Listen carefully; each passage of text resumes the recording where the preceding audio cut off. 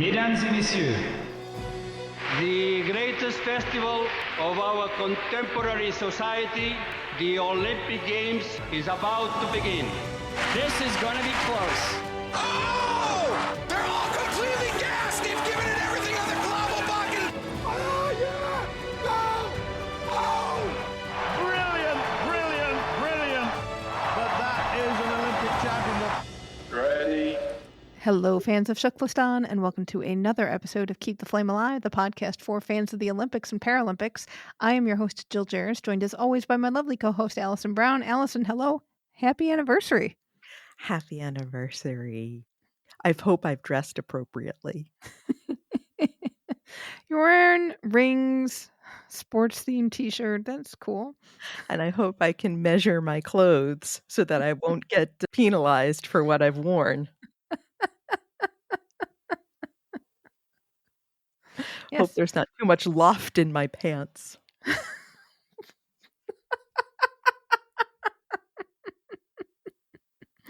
Well, that is still to come. Nice little forward promotion for our interview today. But yeah, we've been at this for 5 years now. I know. Do you know what the official gift for 5 years is? Wood. So maybe we should just go ski into a tree. It is appropriate that we're talking to you, although I'm sure everything is like fiberglass today. But We're going old school. Right? Old school. We are talking with Blake Hughes, who is the former women's ski jumping team director and head coach for USA Nordic Sport. We talked with him back in May when he was still with USA Nordic about the sport of ski jumping. So if you remember that ski jumping suit controversy in Beijing 2022, where 5 women's suits were found to be in non-compliance with the rules, much like not exactly the opposite of your clothing today, which is conforming to all rules that we have for podcast clothing. Not too much loft in my pants. That's right. So the women were disqualified from the mixed team competition. That was a huge controversy. So we have details on that. Also, a content warning. We do discuss eating disorders within the sport during this interview. Take a listen. Blake, thank you so much for joining us. You are a director of the women's ski jumping team in the U.S., and you got to go to Beijing. So first off, we have a lot of burning questions left over from the Olympics.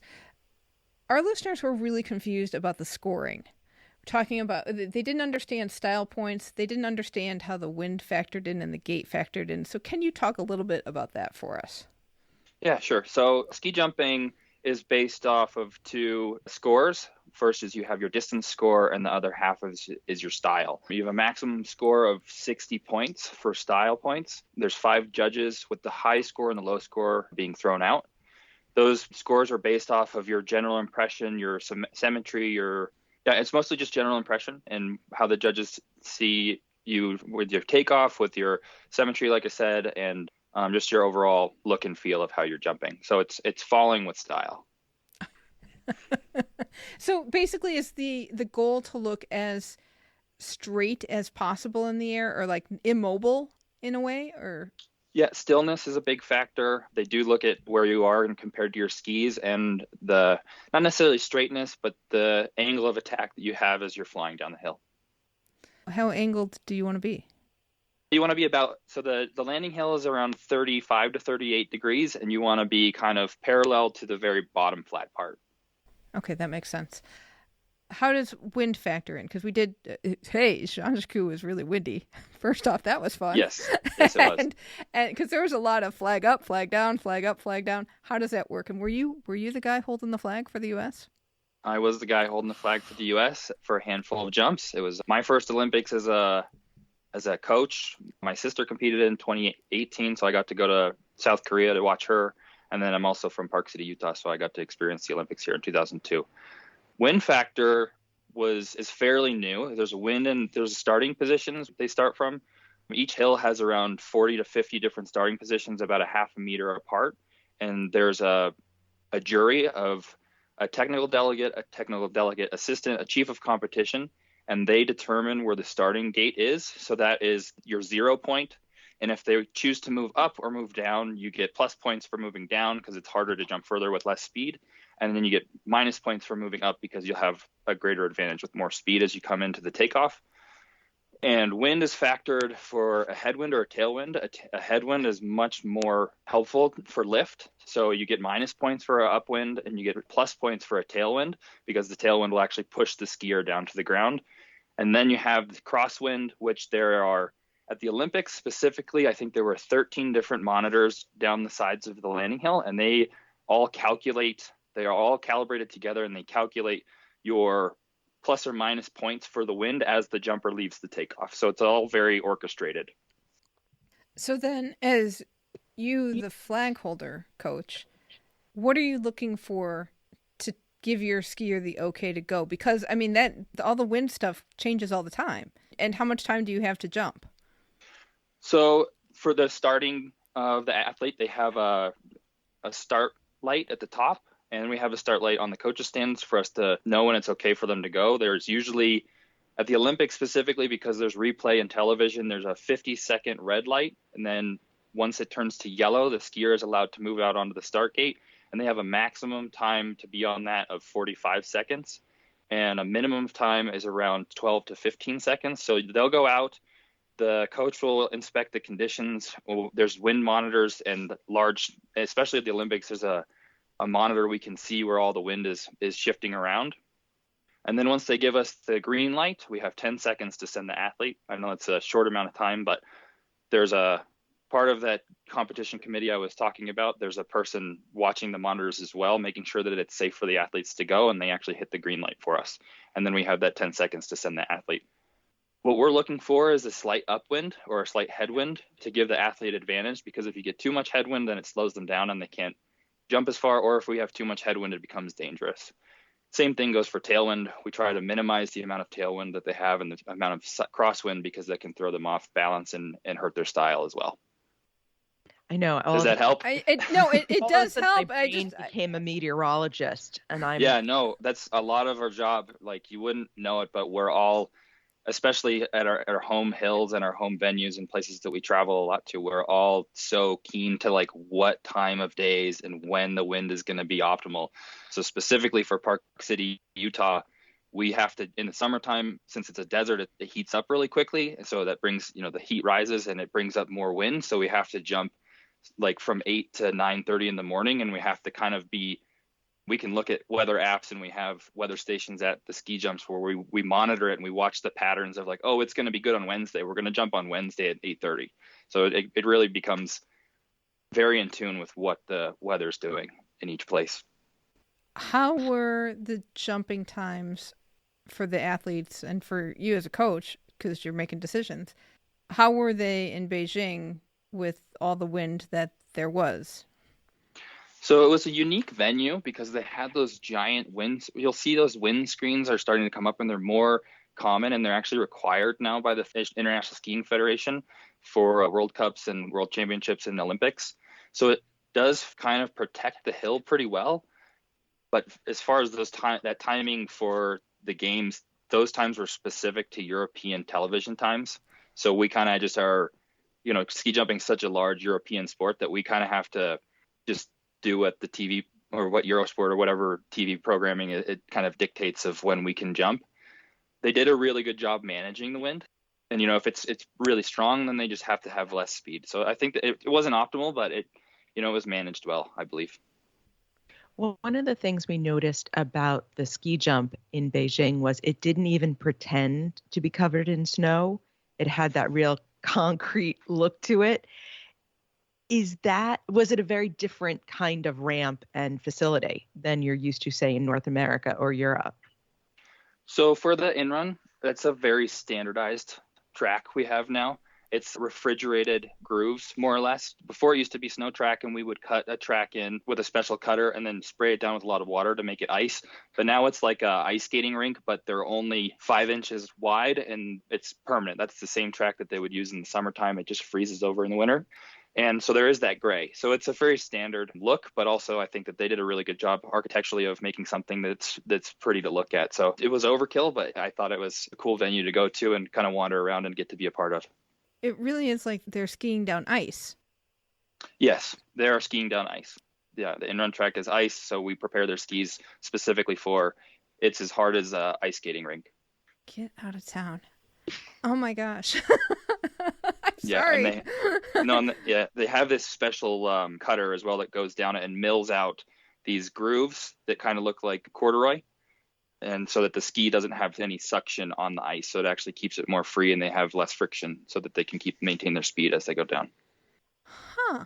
That's interesting. So how do you prepare the skis then? What are you talking about in terms, like, do you grind them, wax them? What are we talking about for that? We use a certain kind of wax now. It used to be that the conditions were just natural snow, so we would have to use a bunch of different types of wax to get the ski to have less friction. Now it's just a specific type of wax and a specific, very coarse stone grind on the ski. So the ski is really coarse and it's not exactly flat. So it reduces the friction as well. So there's all kinds of special tools and things that they keep coming up with different types of waxes that almost feel like grease. So, and it's kind of funky. So you have also competed as well, but I would imagine that you competed more on more snow tracks. Yes. And what's the feel like of snow versus this ice track? Yeah, I competed until 2009 before I became a coach. So I never actually jumped on a refrigerated track. Well, I guess that's not true. They used to have it so that the entire in-run was refrigerated. So it was snow, but it was like the whole thing was refrigerated. Now they just have these special little grooves that are just refrigerated. I think it's more cost effective. But skiing on the ice is just a lot more free. You don't have to worry about any variables. There's no like springtime sticky type conditions. It's just a free feeling where you can really maintain a more aggressive in-run position and get more power out of your legs.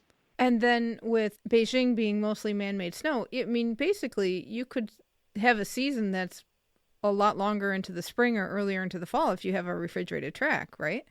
Yeah, so that's something that we're starting to do and starting to see more of, is that we also jump full-time in the summer. There are porcelain tracks that we jump onto plastic that it's wetted down.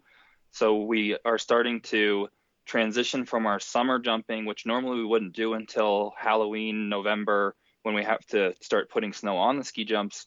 Now we're starting to go to venues, and Lake Placid, New York just recently renovated their jumps, and they have the same track system they had in Beijing. And so we can actually go and jump on ice there in October so that we can get that feeling and get more prepared for the winter season. So one of the other big questions our listeners had was the line at the bottom. And you saw these in person, and I know they saw them on TV. There would be lines kind of along the base of the mountain where the skier would jump, and we didn't know what they stood for. On the landing hill? The landing, yes. I'm sorry, the landing. Okay. So they put lines, and it's pine boughs. So it's just parts of pine trees. In Japan, they use bamboo trees. They cut them up into little spots, and then they put them around the whole hill so that the athlete has depth perception to the white surface. And then the lines represent 5-meter increments of distance. So normally the 0 point for distance points starts at 60 meters. So you'll see your first line at 60 meters. So if we're talking about the hill that the women jumped on, which was the K95, which is the distance, but it's also a HS or hill size 105. So those lines indicate distance from the takeoff that they're jumping. So they can also gauge how far they're jumping. So in the 2 points that I just mentioned, there'll be a red line at the 95, which is the critical point for the hill, where the hill starts to flatten back out. And then there's the bottom red line is the hill size, which is how we measure the entire hill. And that is the point on the hill that the architect has deemed to be the safest you can jump without getting hurt. So they have these lines that kind of dictate how far you can jump. So when they say you jump too far, you would get hurt, is that because of the structure of the mountain or something about jumping that far? It's the landing force that's been determined. Once you start to get to that point, the landing force becomes above a certain unit that they no longer deem to be safe. You can jump past that line, and I think that the hill records on almost every hill is past that line, but it's for the competition management. They try to keep it above that line because of the landing forces on the athlete's knees and hips and everything.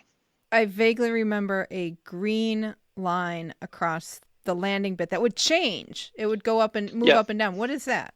That is a lot like in football, the yards to beat or the yards to gain. So they started using the laser line 6 or 7 years ago, and it's It's to help the audience understand where the line to beat or the distance to jump to beat is, because of all these other factors that are going on with the wind and the gate compensation. So if you see someone jump 105 meters, but then they get minus points for wind, and then the next athlete goes 100 meters, but is ahead of the athlete that jumped further, this is a way to help the audience on TV and in the stadium understand that this is the line to beat. So that's the laser line that they have on there now to help the layperson understand that this is how far they have to jump. Okay, that makes sense, because we figured that it was something to do with how you were doing in the competition, except for that it kept moving up and down, and we couldn't figure out why, and I didn't realize that all those other factors factor into every jump, and it's different. When you are in the air and you see all these lines, how fast do you have to calculate stuff in your brain? It's pretty much calculated. We do so much training off of the hill. Maybe 80% of our training is off the hill. So a lot of this becomes muscle memory, because you are going 55, 60 miles an hour at takeoff and trying to do this very specific technical movement. When you're in the air, you have a lot more time to think. I say 4 to 5 seconds. So when you see that laser line, you pretty much are like, oh, shoot, I'm not going to get there. Or you trying to adjust your body and adjust the way that you're tracking or approaching the flying portion to get past that line. Or almost immediately when you land if you've gotten to that line to beat. What adjustments are you making in the air, or what adjustments can you make in the air? Let me see how I can explain this. We call it pulling. So you're trying to pull your body and stretch your body in such a way that you're maybe changing your angle of attack so that you can plane out more, like in those proximity flying in those wingsuits, trying to adjust your hand movement and kind of get your skis a little bit, just tiny little changes, kind of like an F1 car would do with all the different wings they have on those cars. So just little adjustments you're trying to do to more or less will yourself past that line to put yourself in a better position. Speaking of suits, what was up with the measuring? Well, the suit itself, let's talk about it first, because it's very regulated so that people don't get an advantage of lift and flow. So tell us a little bit about what the suit is made up of and what some of the regulations are. The suit is a neoprene foam. It's so heavily regulated. It would take this entire hour for me to go through the rule book. They measure the thickness of the material. They measure how much the air permeability. It has to have passed a certain amount of air. Same thing happens in alpine ski racing. It measures the fit. There's the panels that it's made out of have to be cut in such a certain way. It's gotten so regulated that pretty much every team travels with a tailor now. So I have a suit tailor that travels with us, and each team has one, because especially for women, as we know, their bodies fluctuate daily.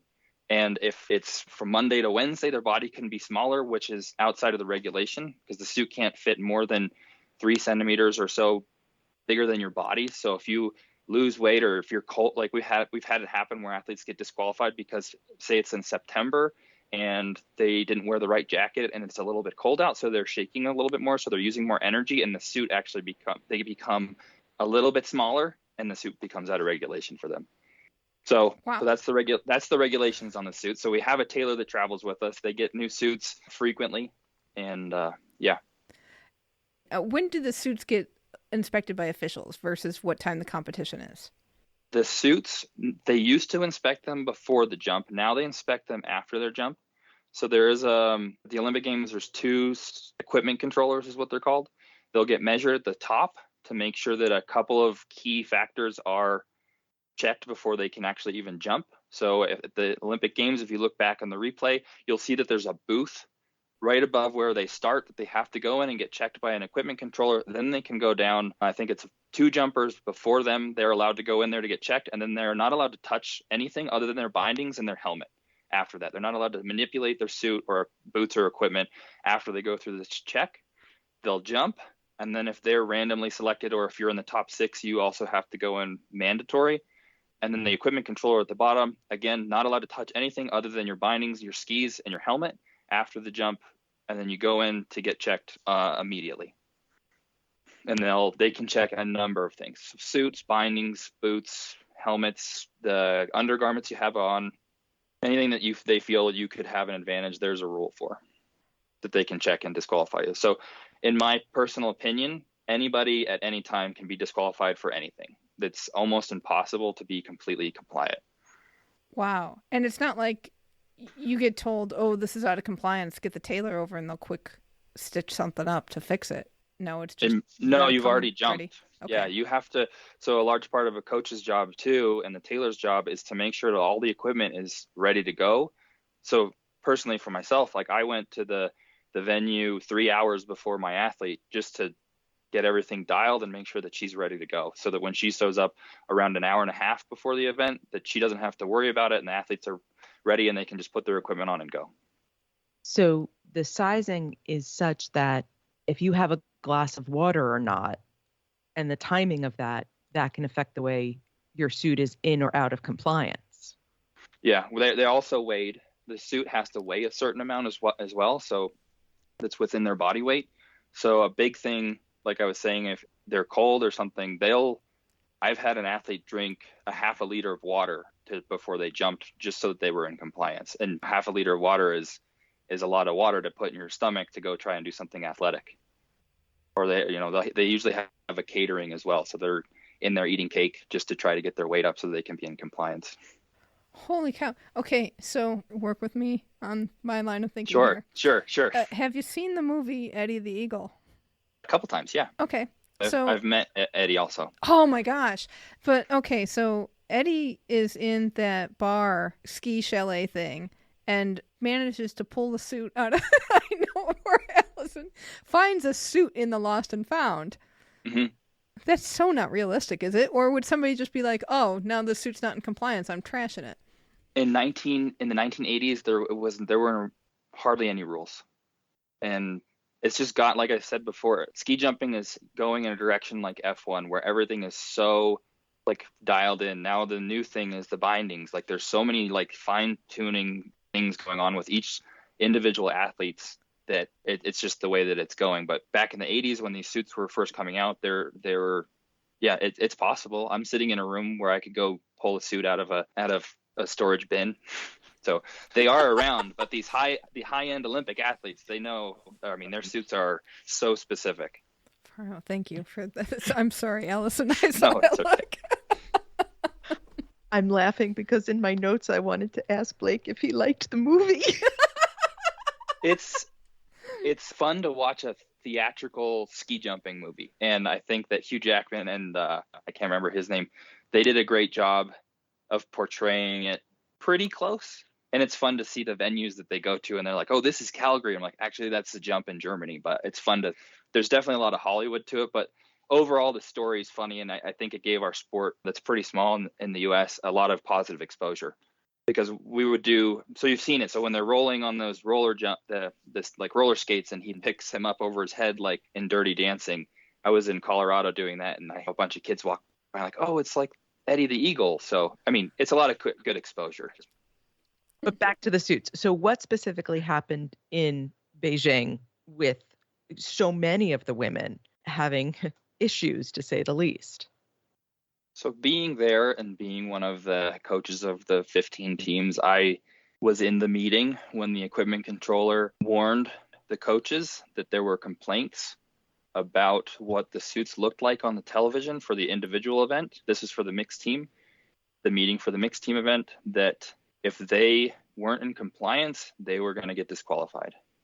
And a lot of those teams didn't take, unfortunately, her seriously enough that they continued to use the suits that they knew were out of compliance. In my personal opinion, it's a lot like Tiger Woods knowing what club he's using. The high-end Olympic athletes, they have anywhere between 4 to 10 suits with them at the Olympic Games because it's such a huge event, and they know exactly which suit does what.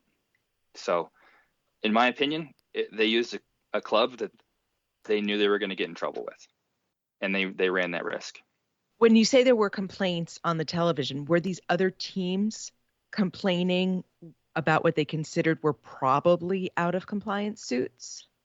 Yeah, I mean, you can look at a suit, especially if you have an eye like a coach or a tailor, you can look at a suit and be like, well, that's not correct. But there were some suits that were so wildly out of compliance that you could see the athletes holding them a certain way while they were sitting on the starting gate.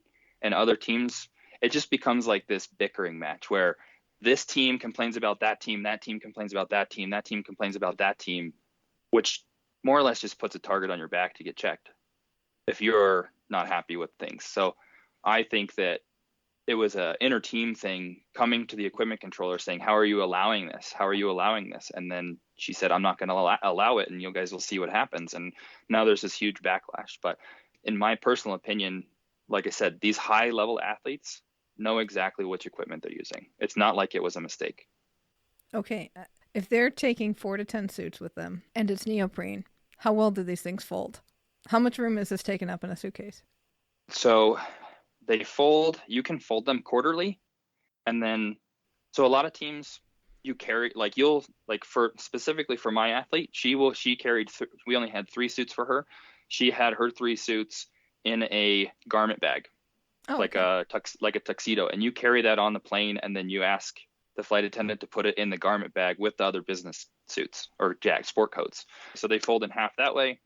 They also, you can flip them inside out, fold them quarterly, and then teams will travel with these giant, like Pelican cases almost, and they'll put the suits stacked in there so that they're protected and they don't get crunched in any form or deformed. Who makes the final decision on which suit an athlete wear? Is it the athlete herself, or are some of these athletes getting pressured by coaches or officials to say, oh, no, we want you to do this? That's a good question. I have never personally forced an athlete to use a specific suit. They use the suits that, so like I was talking earlier about the wind, one suit might be built for a headwind. One suit might be built for a tailwind. So it's just kind of based on the conditions. One suit might be for low elevation because of the air density, or the high elevation. So in China, we were at 5,000 feet or whatever. So they have suits that are built structurally different, and the way that the material is sewn and the direction of there's kind of a coarseness to it. So if you slide it one way, it's like a seal, kind of like one way is really smooth, and then you can pull it back the other way, and like fibers will actually pull up, and that will actually, if you flip that around, it'll slow the suit material down so that it's better for a high elevation. So each suit is kind of dictated towards the conditions and which jump they want to use it. Kind of like a golf club. Like you want to use a 7-iron when you're here, or you want to use a driver when you're here. So I think that it's so specific on some of these top teams that have the larger budgets that they have suits for each condition. So they know, like, oh, this is my tailwind suit for the nighttime. I'm going to grab this one. If that helps. No, it totally helps. I know. It's like your black tie, a formal affair. No, yeah, really it is. And one of the strategies for all the teams is that they just, because there's a rainbow of colors, but you'll see one team, they'll only have black. So no one knows. And there's people on these teams, the tailors will usually track what other teams are using to try and get an advantage as well. So if you have one team jumping in only black suits, you'll never know which suit it is. Whereas some teams might have an orange suit versus a yellow suit and a black suit, and they can kind of be like, oh, they're using this material because of this condition. Wow. That is hardcore. Like it's at the top end, the equipment is such a factor that it's considered half of the athlete's skill now. Wow. Holy cow. Okay, we're going to talk fat, don't fly. Yeah. Okay. Which is the phrase that we keep reading over and over, being so pervasive within ski jumping. So you're talking about size, you're talking about, are there regulations regarding a jumper's weight? Yeah, and I can speak heavily to this. I am of the generation where when I first came onto the international scene, there was no regulation. So it was, how small can you get? And there was a specific one Norwegian guy that I remember I competed against. He was 6 feet tall and weighed 120 pounds. Oh my gosh. So, and that's right when women first started coming onto the international scene. My sister was one of those 5 girls from Park City that was really pushing the movement to get into the Olympic Games back in 2006 is the games that they were first shooting for. So as I was 18, 19 years old is when they started to bring in a BMI regulation, a body mass index, which is something that your doctor will use. And this is measured off of your height and weight. In ski jumping, it also includes your suit into your weight It used to include your boots, but they were recently taking your boots out of that to help to try and force athletes to gain that little bit of weight. It first started off as 18.5 as the BMI that you had to be at, which if you go to 18.4, you're considered underweight, drastically underweight. Now the regulation's around 21 or 21 and a half. I can't remember exactly, but so the athlete will get measured their body weight with their suit, and that determines their ski length. So you have a maximum ski length for your body height of 145% of your body height. If you are underneath your BMI, say if you're at 19.5, then there's a calculation that reduces the size of your ski, which is less surface area for you to fly on. So that's a long-winded way of how this is all interconnected of body weight and how important it is for your equipment as well. Recently, teams have found that it's better to jump with shorter skis. So that has not helped this algorithm of BMI. So there is a working group of a bunch of different nations trying to rewrite this algorithm to try and promote healthier body types. But I will say, with the fat don't fly, or their nutritionists and dietitians are so heavily involved with these athletes now individually that they're machines. The top end athletes are really small, but they're really fit, and they're really, I think personally, they're healthy for the most part. There's some that are doing it the right way. There's some that are doing it the wrong way. Speaking specifically for myself, I'm 6'2", 195 pounds now. When I was an athlete, I remember we had a coach that was, back then it was so heavily encouraged to be small that if we weren't within a certain weight, we couldn't compete that weekend. So athletes like myself who aren't naturally a small person, you just had to go to extremes. And when I finished ski jumping, I weighed 145 pounds. So, and that's a story for a lot of us. It was frustrating to have, there's those natural athletes that are just 5'10", 135 pounds. They can eat pizza for every single meal and they don't gain a single pound. So it's a lot like, it's a necessary thing for people to be small. And I think that we've gotten to a stage where you can do it the right way. And you can do it in such a way that you can still be healthy. And speaking specifically from the women's side, there's not a specific body type yet for women. So if you look at the Olympic podium, the girl who won, she was tall and slender. The girl who got second was short and stocky. This girl who was third was a different body type. And it's just really interesting to see that there hasn't been a conformed body type for women ski jumping. Now for men, someone who weighs 5'8", 125 pounds, that's pretty much like the premier spot you want to be. And everyone's trying to get to be around that.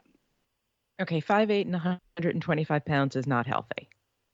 Correct. Yeah, there's no way you can be 5'8" as a man and 125 pounds and actually be okay. Like I said, it goes both ways. Like if you look at a weightlifter and they're 300 pounds, they're not healthy either. But I think that it's getting to that point, same thing with the equipment where it's so scientific that they're trying to get to this point that, that's the average, I would say. Do you find, at least in the scene, because the elite level gets more resources, do you find the more junior levels don't know how to control weight properly? 100%. Okay. 100%. So when you're talking about those upcoming athletes that are trying to break into the scene, you're definitely going to see those disorders happening at that age. Going through what I went through as an athlete myself, and with what my sister went through, and then coaching young people, and then coaching a national team of women, we have not necessarily the resources, but we have so many people that have gone through these specific things. My coaches, or my staff that's gone through it, that we're so open and honest and try to have this dialogue of this is how we can do this. This is how we can help you be the healthiest, fittest athlete you can be, and not try to push these extremes because of the long-term damage that it can cause. So given that a lot of coaches have obviously been in the system for a long time, are you finding a lot of pushback at that level saying this is how we've done it? A lot of bad practices still being around? It's all cultural. So for us here in the United States, I think our culture is more nurturing. And I think that our generation of staff that we have now, where I'm one of the older ones at only 35 years old, that I think that we're changing the culture of this is how we do this properly. We have a partnership with New York University, and we have dietitians and nutritionists that each athlete is encouraged to use. It's a cultural shift here in the United States, and I think in Canada as well. And you're going to see that in other cultures that have more of a long-term athlete development sort of strategy. Countries like Norway and Germany, where they're also kind of going this way. But once you get further east into those Poland, Slovenia, you're going to have a little bit more of a harder time changing those cultures at this point. So I think that it's definitely a cultural thing where there's more pressure in some of these different nations. And then also what Jill was saying about the issues with the junior athletes. If kids are developing eating disorders 13, 14, 15, 16, by the time they hit the elite level, you've got to undo all of that. Yeah, that's correct. So we're trying to catch it as early as we can. We're having resources out there, people like my sister, who's not necessarily engaged with the sport as much anymore. She has been a coach for junior athletes that are 12, 13 years old. You know, it's a really hard stigma to like, hey, we have an issue here, and you're not actually a dietitian, but you're like, if you can have any issues, you can always come to us and we can talk this through and kind of catch it before this happens. So here at USA Nordic, we have our national teams, but we oversee a junior national team, which is ages like 15, 16, 17. But we also have this training camp that we have called Fly Girls and Fly Guys. That's a month-long training camp with kids that are 12 to 14 years old. And we already start the conversations of nutrition then and how to prepare yourself to be the best Nordic athlete that you can be. So we're trying our best to get down as far as possible before this becomes an issue to have to undo by the time they get to us when they're almost finished with high school. Do you find, now you're working with women, but obviously you were a male athlete. Do you find that the eating disorder issues present differently in male and female athletes? That's a good question. So my background was also a male coach before I coached the men before I came into the women's team. And I haven't seen any differences. I think that it's all kind of binging, purging, not putting calories in, we're trying, it's all those telltale signs that are kind of common across the board from both genders. I kind of want to go back to something you mentioned about body type for women versus men. How did they figure out that men needed to be small and lean? And what are people saying or thinking about when they look at women's body types and they're kind of all over the gamut and still finding success? Is there any reason why? Is it because women have broader hips and men have broader shoulders? Or what's the thinking on that? I think the first thing is that women's ski jumping is still kind of in its infancy compared to men's ski jumping. Men's ski jumping is still maybe 100 years older than women's ski jumping is at this, the first World Cup season for women was in 2011. The first World Cup season for men was in 1980. So I think that we're seeing that it's still fairly young. So it hasn't forced itself into a niche body type. But I also think that, like I said before, women's bodies change so frequently compared to men's that I think that also factors into it. And you're not getting away with a different body type. I just think that these athletes are figuring out how to use their specific body type at the highest level that they can and not trying to fit themselves into a cookie cutter shape. At least that's what I preach with my team, because I can tell you our team, there is not a specific body type, and we cater their training programs to get each one to the highest level that their body will let them. So are they still, because I know you mentioned the working group, so are they still working with BMI? Because BMI medically has kind of been discredited. I am not on the committee. I have seen some of the work that they've done. It's still not finished. I think that same thing with culture. It's what medical backgrounds do some of these countries have that are working on it, and where is the information coming on what BMI, if it's outdated and not necessary, and there's a different calculation that we should be using. I'm not sure if that conversation's happening. Right, because if I know for my own body, my sister and I are the same height. When I'm 120 pounds, I'm a stick. When she's 120 pounds, she feels huge because our builds are so different. And yet the BMI would say, I'm overweight and she's too thin. Right. It's just a cookie cutter sort of. Right. So It feels like and just making the skis a different length, it feels like, do you think there should just be a minimum weight, if you are not 110 pounds or something? I'm not quite sure what it would be. You can't jump. No, I mean, that wouldn't work for a lot of reasons, but I think that the BMI was used specifically because there was this issue that needed to be addressed and quickly. So I think that, and what I just remembered was there has been conversation on using, maybe like a DEXA body scan where they scan the body for what the body content is, what the muscle mass is, and having a minimum sort of body fat and going that direction. So like each person with their body has to be a certain percentage of what their body actually is and more specific. But that, I mean, with that, there's more costs and everything. So I think that this is just the BMI system was just a really quick way for them to start enforcing an issue. And this is both men and women, that the minimums. Yeah, that's the same exact calculation, which is also wrong because men and women are completely different.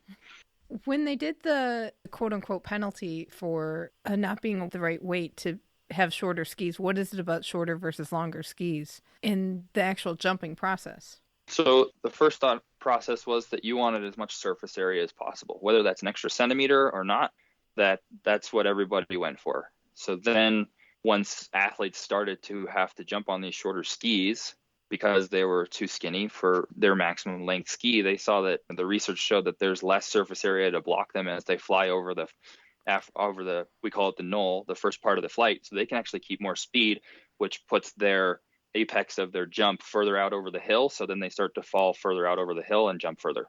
Wow. So it was a find off of randomness. Oh my gosh. So are skiers jumping on shorter skis today than they used to? 3% of athletes jump on their maximum ski. Everybody jumps on something smaller, whether they're at their weight or not. We have a Nordic combined athlete who's at his regular BMI for a 270 centimeter ski, but he jumps on a 260 because he can keep more speed and jump further. And they have more control over them because they're smaller. Okay, that would be another question. Yeah, it's another factor as well. And then is there a minimum ski? I assume there has to be a minimum. No, not. I mean, you don't want to jump. So like if you're my height, I would jump on a 270. It's a pretty long ski. I wouldn't want to jump on a 200. That's way too small. You wouldn't have any support. So there's no minimum, but there's a point where it becomes unsafe and you're not going to get the maximum distance out of your jump. And by safety, it means there's not enough ski to absorb the shock of the fall, or not the fall. So you watch how the jumpers are. They jump and they extend out over the ski. If they get out of the ski and they don't have enough ski, then it can't support their body and the skis will fall down and they'll crash. Jill knows this about me. All the athletes become my children. I adopt them all. And the idea that these girls, especially because eating disorders in girls is a thing for me, are starving themselves and doing these things and coaches pressuring them, and literally how much water they drink affects their ability to compete, makes me so angry. So I can speak specifically to my team and my athlete that sometimes doesn't pay attention to her weight so much. She is extremely healthy. A lot of the athletes are on the vegan diet that has been going around for these high level athletes. I've eaten meals with her and been like, good girl, that's a lot of food. And she's just of that body type where she's so athletic and she's so into running and so active constantly that she just needs to monitor because she's so active. And so there's a lot of cases, but that's one of them. And I would say that, on the women's ski jumping side of all the girls that are out there, there's maybe only a handful that you would see. Well, I can't say that for sure, but I know that it's a thought process and it's been a conversation amongst the high level coaches to make sure that the athletes are healthy and they push that kind of lifestyle.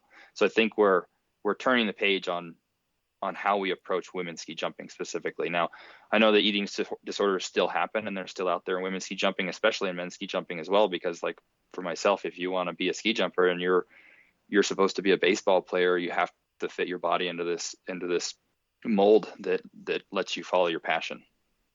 I think we'll shift topics.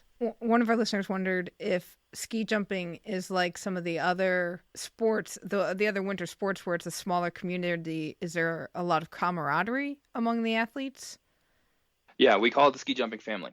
There's very supportive, like really good friends with a lot of coaches. A lot of the girls on our team are really good friends with Norwegians, Germans, Austrians.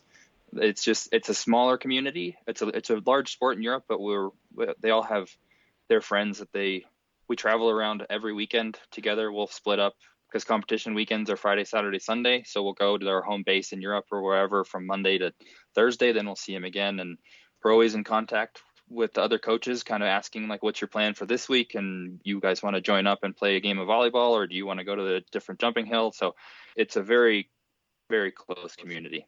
It's very competitive, and there's a lot of secrets between teams on once we get on TV and once we're competing. But once we're outside of the competition format, it's really fun. It's a really fun community to be a part of. What is the atmosphere like when you're competing in Europe? Because it's got to be nuts, for lack of a better word, because they're so excited about it. From being inside the competition, like it's very formal. Everybody's pretty focused. From a spectator standpoint, it's so much fun to go to these venues that, there's specifically one in Slovenia where they get 30,000 people to show up to watch this hour-long competition. And there's these events that happen in specifically Poland. Ski jumping is the number one sport in Poland. If their best ski jumper ran for president, he would win by a landslide. They have this competition annually, and they get 60,000 people in the stadium and another 50 or 60,000 outside of the stadium. So once you get in that environment, you can kind of feel that magnitude that like you might get if you're an NFL player here.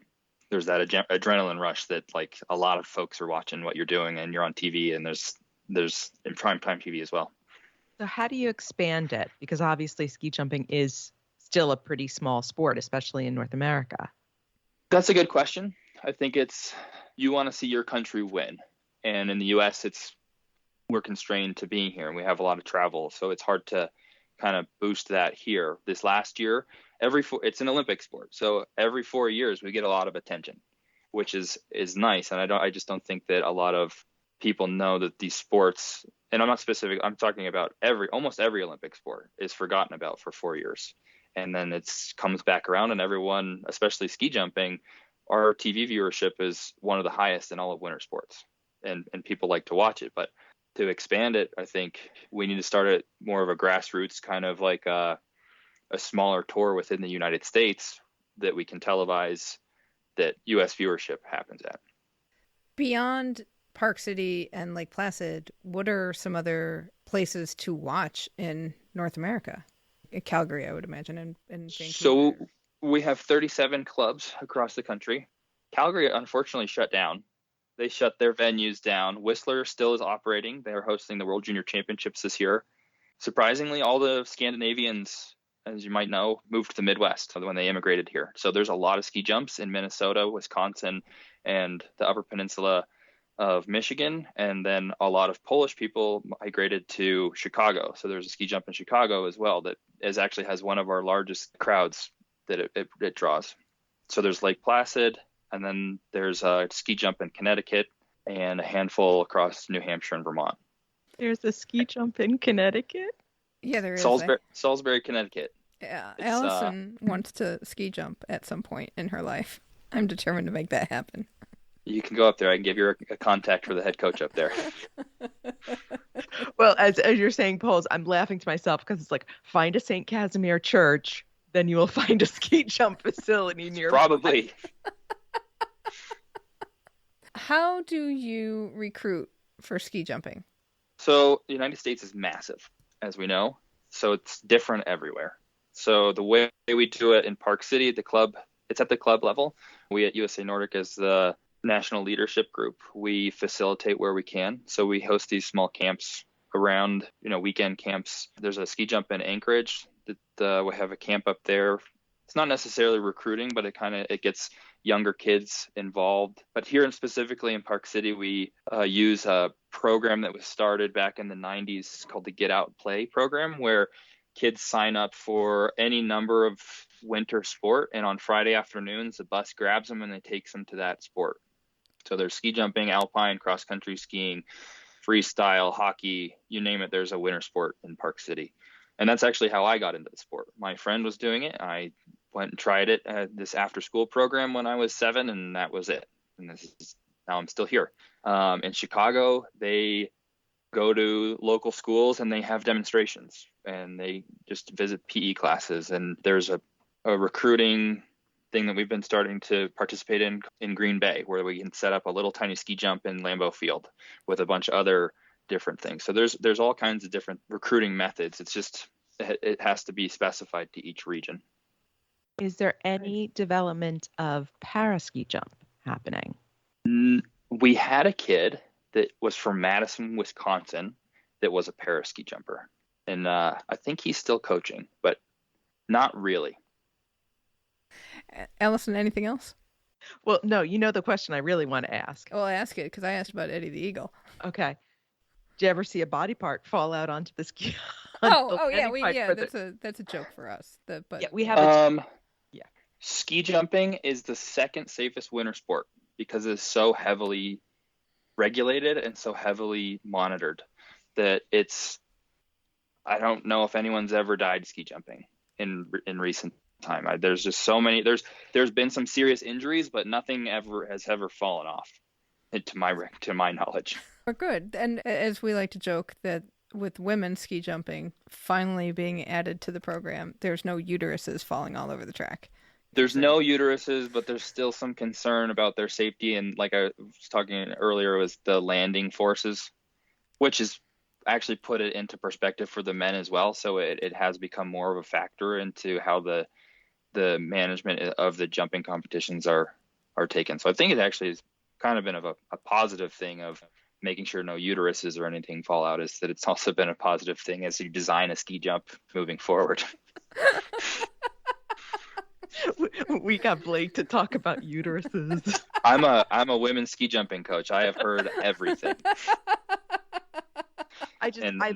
We talked to Sarah Hendrickson before Pyeongchang, and I asked her the same question, and she couldn't stop laughing. She's like, I know people seriously think that we're going to damage ourselves in some not sporty way, in some unwomanly way. And it's mind-boggling that that's the thinking. Mm-hmm. So you might have met my sister then, Abby Ringquist, her teammate. So I've been a part of the conversation as long as it's been a conversation because of trying to be a supporter of my sister and then also doing what I do now. Far out. Blake, thank you so much for coming on the show and talking with us. This is, oh my gosh, our minds are blown.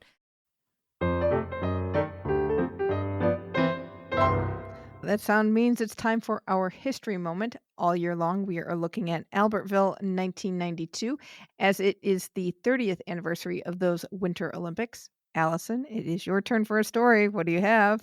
I have French medals. So last time I talked about what did the United States do in terms of gold medals. So we're going to talk a little bit about how the host country did. So the French won 3 golds, 5 silvers, and 1 bronze, which was a huge improvement over 1988, where they won 2 medals. Wow. And both of those medals in 1988 were by alpine skier Frank Picard. He was one of the silver medals in 1992. He won a silver in the men's downhill. His gold in Calgary was the first Olympic gold medal for France since our friend Jean-Claude Keely in 1968. Yes, so there was a real connection between the organizing committee and then these medals. So Frank Picard had a very long alpine career. He skied until 2000, and then he switched to long distance cross country and competed in that until 2009. What? So over 20 years, he was competing at a national and international level. So one fun little thing about him, he was born in Albertville. Oh. So this, even though the skiing wasn't actually in Albertville, it was in Val d'Isere, still, this was coming home for him. And he had several siblings, but 2 of them, Layla and Ian, also competed at the Winter Olympics in 94 and 98. Wow. So quite the skiing family. He had 2 other siblings, which have the very French names of Ted and Jeff. But unfortunately, Frank Picard did not have any Jean-Luc in his family. Oh, wah, wah. Is Frank Picard also the skier who was featured in the movie we watched, the official film, who is the hotelier? Yes, he is. I have this on our map, the Keep the Flame Alive world map of Olympic and Paralympic sites, which we'll put a link to that in the show notes. This is a map that is crowdsourced so that if you are traveling or out and about and you wonder if there's something Olympic or Paralympic where you're going, there likely is. So it's in its early stages yet, but we'll have a link to it in the show notes so you can find it and add to it if you would like. Frank Picard owns the Hotel Le Calgary, which is named after Calgary. The site of his gold medal makes sense. Yes. So and the hotel also has the Frank Picard suite where his trophies are on display. Well, there you So go. You can actually go see Frank Picard and visit with him. excellent. I'm so glad you told the story. So it is time to vote for the games that we will focus our history moment on next year. You can do that in our Facebook group. That is the Keep the Flame Alive podcast group. We have 3 choices for next year. It is Beijing 2008 because 2023 is the 15th anniversary, Seoul 1988, it's the 25th anniversary, and London 1948 because it is the 75th anniversary. And next year, of course, we are doing a summer games because we're doing a winter games this year. So go vote in the Facebook group by October 8th, and then we will know what history moment we will have next year. Welcome to TKFLASTAN.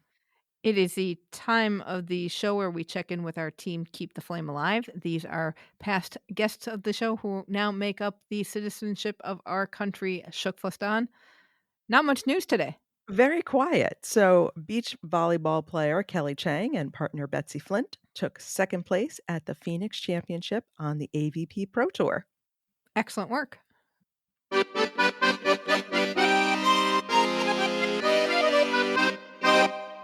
We have some news from Paris 2024. So, Thomas Joly has been appointed as the artistic director for all 4 ceremonies, both opening and closing for the Olympics and Paralympics. He is 40 years old and has an extensive and acclaimed career in the theater. So, he's got his own theater company called La Piccola Familia, and he has a history of staging momentous productions, including an 18-hour continuous performance of Henry VI and a 24-hour performance of Richard III. So I think having those on your CV helps you get a job where part of the production is a big parade down the Seine. First of all, a 24-hour performance of Richard III is almost longer than his reign actually was. But I love that his name is Thomas Joly because every Brit is going, it's Tom Jolly. Which is actually a very good name for a person who's going to be doing these ceremonies.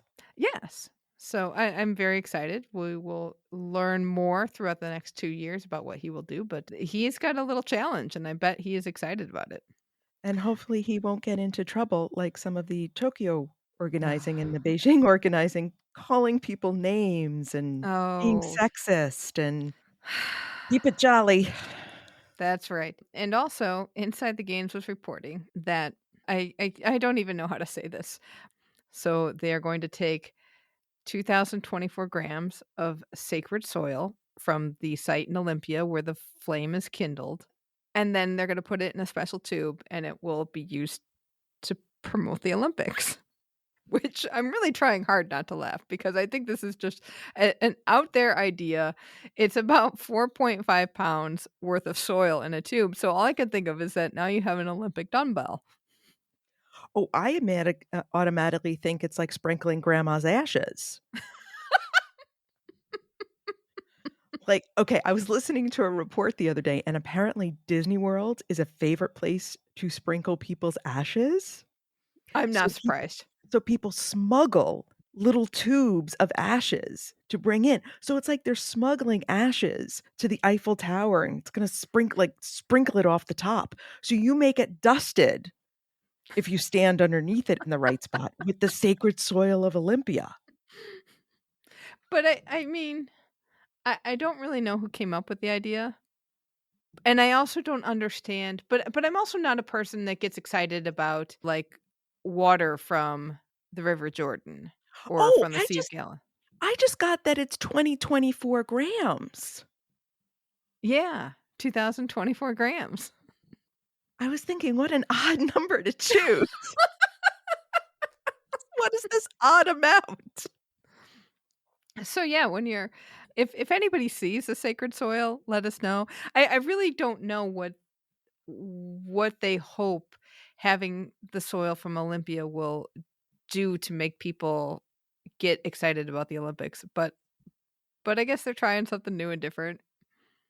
And clearly, we cannot be trusted to sprinkle grandma's ashes. In other news, Saudi Arabia merged its Olympic and Paralympics committees into one unit. There are a few countries around, like the USOPC, that has done that. So that is exciting news to see that they will have an equal playing field. And that was reported in the Arab News. We would like to take a moment to thank our Patreon patrons and other donors. As a reminder, Keep the Flame Alive relies mainly on listener support to keep our flame alive and ensure that we have a community that games fans want to be a part of. So if you'd like to give back, please visit flamealivepod.com/support to find a number of ways to do so. And I want to mention for Patreon, every month you get a bonus episode depending on what level of support you're at. And there is stuff we do on there that is even wilder than the stuff we do on the regular show. And worth taking a listen for. So definitely take a trip over to Patreon and see what we got. Exactly. And we are planning some interesting stuff for 2023 for bonus episodes as well. So that will do it for this week. Let us know your thoughts about ski jumping. You can get in touch with us by email at flamealivepod@gmail.com. Call or text us at 208-352-6348. That's 208-FLAME-IT. Our social handle is at FlameAlivePod, and be sure to join the Keep the Flame Alive podcast group on Facebook, where you can vote for next year's historic Olympics. Next week, Film Buff Fran will be back with our discussion of Race, the 2016 movie about track legend Jesse Owens. If you've seen it, let us know what you think, because we love hearing your opinions. So thank you so much for listening, and until next time, keep the flame alive.